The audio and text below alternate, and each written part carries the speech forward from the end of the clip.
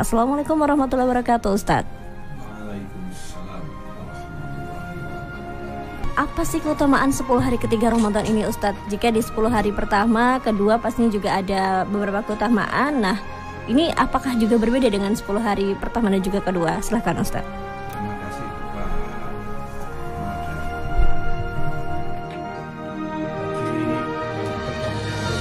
Tadi menunggu hari tentunya untuk menuju menang ada proses. Yang pertama itu Bapak penyisihan. Penyisihan. Jadi 10, ini maaf bahasa saya ini. Tadi jangan dikejar pakai hadisnya. Yeah. Saya hanya pendekatan rasio saja. Jadi 10 hari pertama itu Bapak penyisihan. 10 hari yang kedua itu semifinal. Nah yang 10 hari ketiga ini final. Tinggal final kita ini mau menang apa mau kalah, kan begitu ini. Iya, benar. Seperti kompetisi ya, Ustadz ya? Ya, itu berkompetisi memang. Jadi kompetisi untuk menggapai ridho Allah. Iya. Jadi bukan kompetisi untuk duniawi, tapi kompetisi menggapai ridho Allah. Bagaimana yang kita lakukan ini semoga masih dalam keridhoannya. Yang pertama. Yang kedua, kita ini dah di akhir. Artinya itu 10 hari yang ketiga ini adalah sudah menuju akhir. Jadi ada hal yang perlu kita kritisi pada diri kita. Harus kita pertanyakan pada diri kita. Sudah baikkah saum kita? Apa kira-kira saum kita ini sudah diterima oleh Allah? Artinya saum ini kan ada 3 jenis. Yaitu yang pertama saum, enaknya bilang ya saumnya anak-anak. Kalau di dalam kitabnya ya saumnya binatang. Tapi saya ini lebih manusiawi gitu. Saumnya anak-anak. Ya hanya bisa menahan makan dan minum. Nah mestinya sudahkah kita mencapai tingkat yang kedua, saumnya tanda petik orang dewasa? Karena yang kena kewajiban saum puasa itu adalah orang yang sudah balik, sudah dewasa. Dimana puasa kita tidak sekedar menahan makan dan minum, tetapi juga yang lain seperti anggota badan kita. Jadi bukan sekedar menahan anggota badan pada urusan hubungan laki-laki sama perempuan, suami istri, tapi sudahkah kita ini dalam saum kita ini, puasa kita ini menjaga mata kita juga ikut saum, telinga kita ikut saum, hidung kita ikut saum. Yang kita lupa kadang-kadang mulut kita sama telinga kita tidak bisa terkontrol, Ustadz ya. Gitu. Nah, sudahkah itu? Nah, kemudian juga anggota badan kita ini, contoh kaki maupun tangan. Kadang kaki juga ingin menuju ke tempat yang tidak mulia. Sudahkah kaki kita ini untuk terbiasa menuju ke tempat yang mulia? Ini saum yang ke tingkat yang kedua. Nah, saum yang tingkat ketiga ini yang disebutkan khawasul khawas, jadi khusus sekali. Artinya hatinya pun sudah ikut saum. Nah ini yang kita upayakan juga menuju ke sana. Ya paling tidak ya jangan yang pertama gitulah. Jadi ada peningkatan menuju yang tingkat kedua. Tapi kalau kita sudah kedua, ya mari kita yang ketiga. Hati kita ikut sholat, otak kita itu ikut sholat. Artinya apa? Pikiran maupun hati ini adalah hanya kalau dalam bahasa Jawanya meligi, ingin menggapai ridha Allah. Nah, pada 10 hari yang ketiga ini mulai tanggal 20 atau mungkin ada yang menyebut tanggal 21 mulai, monggo itu tidak perlu diperdebatkan. Ini kita sempurnakan agar sebagaimana yang tadi Mbak Nada sampaikan untuk menggapai kemenangan. Ini yang penting, jadi jangan sampai kita ini puasa selama bulan Ramadan hanya dapat lapar dan haus, dahaga. Lapar dan haus. Karena apa? Puasanya tidak batal. Tetapi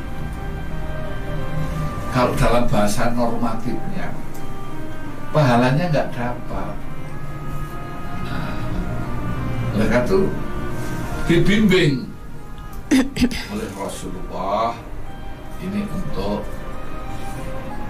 bisa melakukan ibadah tambahan yang namanya iktikaf. Iktikaf itu adalah, ada yang mengatakan diam di masjid. Berdiam di masjid. Kalau memang dopoknya nggak iktikaf, jadi itu kan memang diam. Itu kibas. Kalau baca Al-Quran ya tidak keras-keras. Yeah. Berdoa, baca Al-Quran, zikir, baca sholawat, berdoa. Tidak kalah penting muhasabah. Apa itu muhasabah? Introspeksi. Membaca diri kita. Sejauh mana yang telah kita lakukan, yang baik kita lanjutkan, yang jelek kita tinggalkan, sehingga akhir kita ini adalah akhir yang baik. Nah, oleh karena itu di akhir bulan Ramadan ini untuk banyak iktikaf. Jadi yang bagus, ini bicara bagus, ideal, itu ya 10 hari. Artinya apa? Kita berlatih, betul-betul berlatih meninggalkan urusan dunia ini. Jadi kita itu perlu latihan meninggalkan urusan dunia. Betul-betul kita concern hanya urusan ukhrawi. Sehingga dia malam, pagi, siang, sore dia berada di masjid terus, tidak pulang. Bahkan makannya pun, bukonya itu dikirim oleh istrinya atau oleh suaminya.